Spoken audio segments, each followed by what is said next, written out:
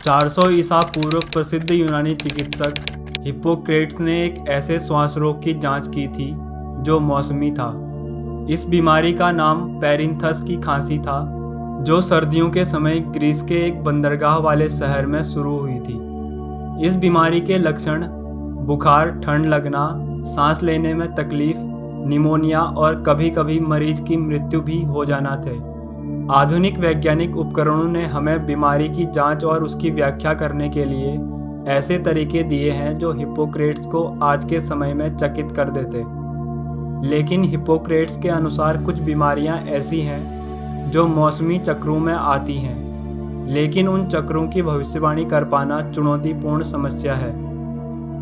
2020 में कोविड-19 यानी कि कोरोना वायरस की वजह से यह कर पाना और भी मुश्किल हो गया है, क्योंकि यह उम्मीद से अधिक तेजी से दुनिया भर में फैल रहा है। दुनिया भर की तमाम बीमारियों से संबंधित एजेंसियां ही नहीं बल्कि अब खुद नासा भी इस सवाल का जवाब ढूंढने के लिए अन्य अंतर्राष्ट्रीय एजेंसियों में शामिल हो गया है। वैज्ञानिक कोरोना वायरस के फैलने और नमी, तापमान, वर्षा व अन्य एनवायरमेंटल फैक्टर्स के बीच होने वाले संबंध की जांच कर रहे हैं।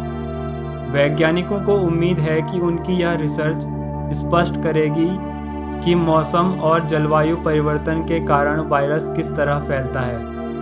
रिसर्च के अनुसार कुछ ऐसे वायरस जो 7 से 10 दिन में व्यक्ति को इन्फेक्ट करने के बाद ठीक हो जाते हैं, ये वायरस सीजनल यानी कि मौसमी चक्रों में आते हैं। उदाहरण के लिए आप देख सकते हैं कि इन्फ्लुएंजा और कई अन्य प्रकार के कोरोना वायरस जैसे सर्दी, जुकाम सर्दियों में और अधिक बढ़ जाते हैं। ऐसे वायरसों की जांच करने के बाद अब वैज्ञानिकों के लिए यह सवाल खड़ा हो गया है कि कोविड-19 किस तरह से व्यवहार करेगा, क्या यह भी सीजनल होगा या नहीं। तो आइए जानते हैं आज की इस वीडियो में। सबसे पहले हम जानेंगे एंडेमिक, एपिडेमिक और पेंडेमिक क्या होते हैं। एंडेमिक हमारे वातावरण में हमेशा हर जगह मौजूद रहते हैं, जबकि एपिडेमिक एक क्षेत्र में फैलते हैं, और जब पूरे विश्व भर में महामारी फैलती है उसे पेंडेमिक कहा जाता है।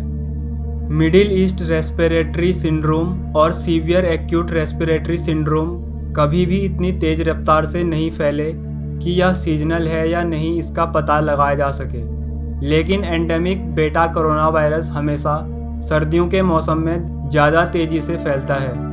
दूसरी तरफ यदि कोविड-19 कोरोना वायरस बेटा कोरोना वायरस की तरह सर्दियों में ज़्यादा तेज़ी से फैलता तो गर्मी के दौरान इसके फैलने की प्रक्रिया धीमी हो जानी चाहिए थी। लेकिन अभी तक दुनिया की स्थिति को देखकर यह संभावना ठीक नहीं लग रही है। 1918 में इन्फ्लुएंजा नामक एक महामारी की पहली लहर वसंत ऋतु में आई थी, पर यह कोरोना वायरस के अपेक्षा मामूली थी। लेकिन जब 1918 में ही इसकी दूसरी लहर आई तो वह अत्यंत विनाशकारी थी, जिससे दुनिया भर में लाखों लोगों की मौत हो गई। सार्स कोविड-19 भी मौसमी बीमारी है या नहीं, यह निश्चितता के साथ नहीं कहा जा सकता, क्योंकि यह बीमारी अभी एकदम नई है। नासा अप्लाइड साइंस प्रोजेक्ट पर काम करने वाले जॉन्स ऑफ किंग्स विश्वविद्यालय के शोधकर्ता बेंजामिन जाइचिक ने कहा है कि एनवायरमेंटल फैक्टर्स कोरोना वायरस के फैलने की गति को प्रभावित कर रहे हैं या नहीं, यह कहना बहुत मुश्किल है, क्योंकि इस समय हमारे पास जांच के लिए बहुत कम जानकारी उपलब्ध है। इसलिए लोगों को समझना चाहिए कि कुछ ही महीनों में वायरस की प्रकृति के बारे में निश्चित रूप से नहीं कहा जा सकता। उनका यह भी कहना है कि वैज्ञानिक रीएनालिसिस डाटा सेट और मॉडल्स का उपयोग कर रहे हैं जो एनवायरमेंटल डाटा को संश्लेषित कर लंबे समय तक चलने वाली वैश्विक समस्याओं पर शोध करने के लिए अत्यंत उपयोगी है। NASA, Japan aerospace exploration agency, European space agency और European centre for medium range weather forecast नामक संस्थाएं कोविड-19 का अध्ययन करने के लिए उपयोगी डेटा इकट्ठा कर रही हैं। कोरोना वायरस इस समय पूरी दुनिया में फैला है, इसलिए इतने बड़े स्तर पर चीज़ों को ट्रैक करने के लिए इन संस्थाओं के पास एडवांस कंप्यूटिंग सिस्टम मौजूद हैं। प्रिंसटन यूनिवर्सिटी की एक टीम ने मई 2020 में एक रिपोर्ट पेश की जिसमें यह बताया गया कि अगर कोरोना वायरस इन्फ्लुएंजा और बेटा कोरोना वायरस की तरह मौसमी होगा तो इससे वायरस में एडवांस परिवर्तन देखने को मिल सकते हैं।